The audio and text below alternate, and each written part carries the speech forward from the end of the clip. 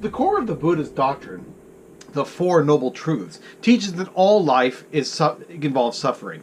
Desire is the cause of suffering, and the elimination of that desire brings an end to suffering.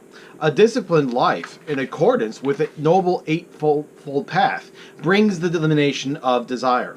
The Noble Eightfold Path calls for the individuals to lead balanced and moderate lives, rejecting devotion to luxury and extreme asceticism. It demanded the right belief, resolve, speech, behavior, occupation, effort, contemplation, and meditation. A moderate lifestyle of contemplation, reflection, and self-control would enable Buddhists to reduce their desires for the material goods and worldly attractions, resulting in detachment from this world.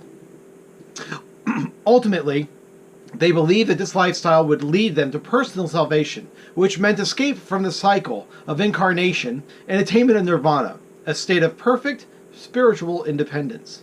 Taken together, the teachings of the Four Noble Truths and the Noble Eightfold Path constituted the Buddhist Dharma, the basic doctrine shared by all Buddhist sects.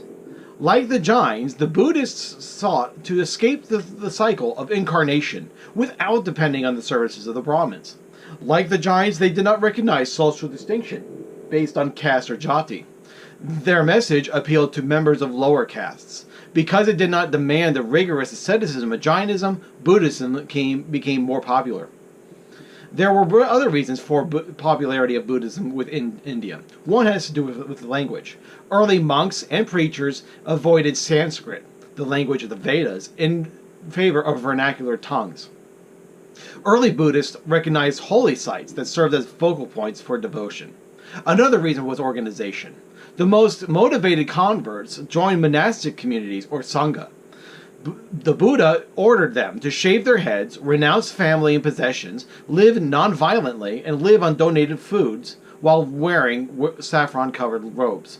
They lived like this for 8 months of the year. In the remaining 4, the monsoon period, they would remain at a monastery. Later, gifts and grants from pious lay supporters provided the land, buildings, finances, and needs in the monasteries.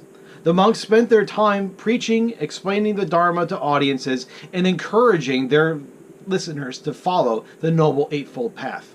Over time, monasteries became important institutions in Indian society. They served as banks, helped organize life in Indian countryside by allocating lands to individuals or groups of cultivators. Thus, monasteries wielded social, economic, and cultural influence in India. The earliest Buddhist movements benefited from the patronage and support of the Mauryan dynasties. The Emperor Ashoka adopted Buddhism around 260 BC, after the war with Kalinga. Saddened by the violence and suffering of the Kalingans, Ashoka decided to pursue his aims henceforth by means of virtue, benevolence, and humanity rather than arms.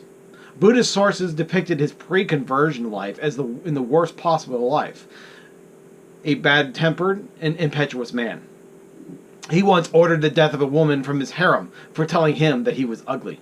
He enjoyed conquest, but saw the suffering caused by it, which led to his conversion. It is likely that Ashoka could lend unity to his realm.